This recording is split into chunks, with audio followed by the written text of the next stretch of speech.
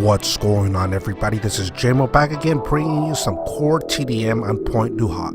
Now, before I continue with the video, let me say I hope you all had a Merry Christmas, and I hope you all have a Happy New Year coming up. Now, as I mentioned in the beginning, I'm playing some core instead of hardcore, and I'm running the infantry division in this particular gameplay.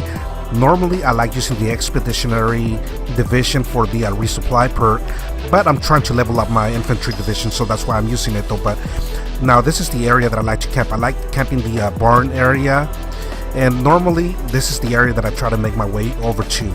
Even if I spawn on the other side of the map, I like making my way over here, and I like usually in the beginning standing right on this side of the barn, right outside, or directly all the way to the left. And the reason why is because they hardly ever expect for somebody to be here. Now here you have to be a little bit patient.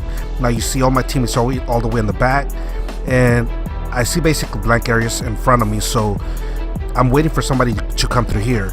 Now here is where you have to be a little bit patient. Once you get the first kill, the kills will start coming over your way though, but if you move, they will unexpectedly spawn right in front of where you were just looking at, or there's usually somebody waiting for somebody to come from this area or right outside that house that's in front of the barn and end up, taking you out, because there's always somebody head glitching. Well, not just in this map though, but pretty much every map there's always somebody head glitching. Now, you saw that once I got the first kill, all of a sudden the action is starting to come over your way. So I get my kill, I back down a little, I get a kill, and I move back a little. Now here is where the expeditionary resupply perk would have helped.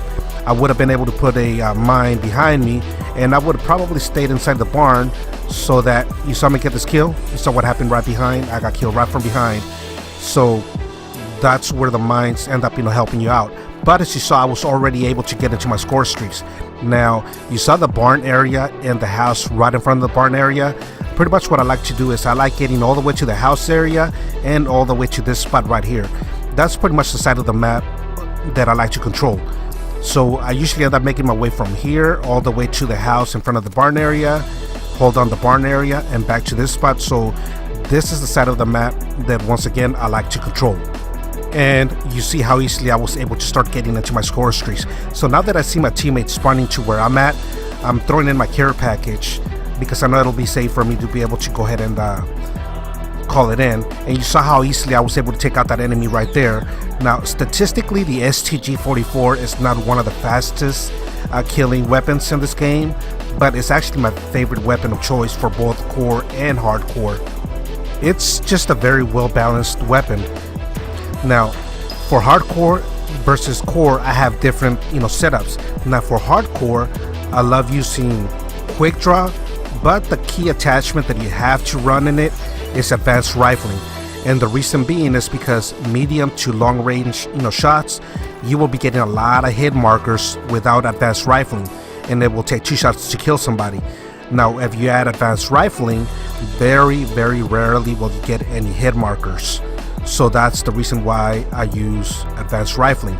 Now quick draw is more important to me than grip in hardcore, and the reason being is because the first shot is a lot more important than hardcore than it is in core, because in core you have more health, so you have a better chance of surviving the first shot, whereas in hardcore most of the time whoever lands the first shot pretty much wins that gunfight.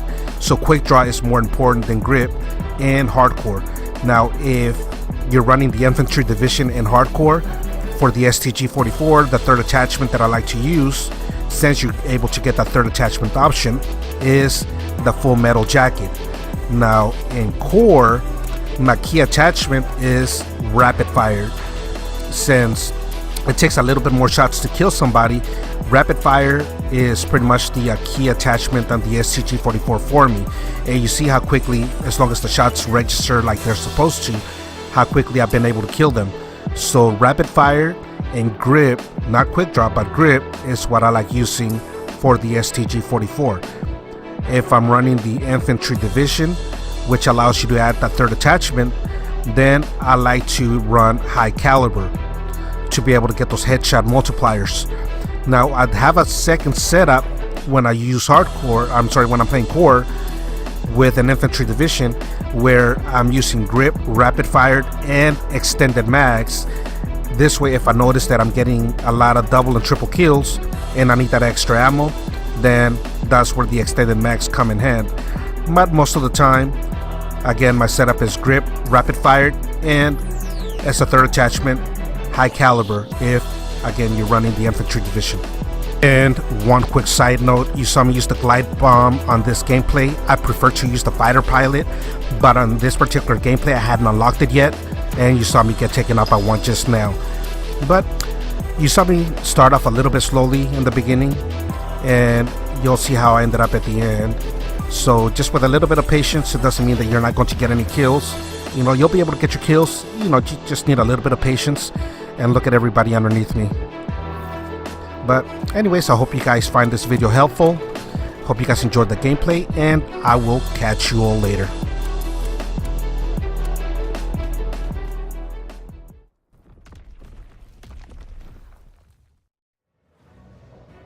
If you enjoyed this video and would like to keep up with upcoming new content, make sure to hit the subscribe button. Thanks again for watching, and I will catch you all soon.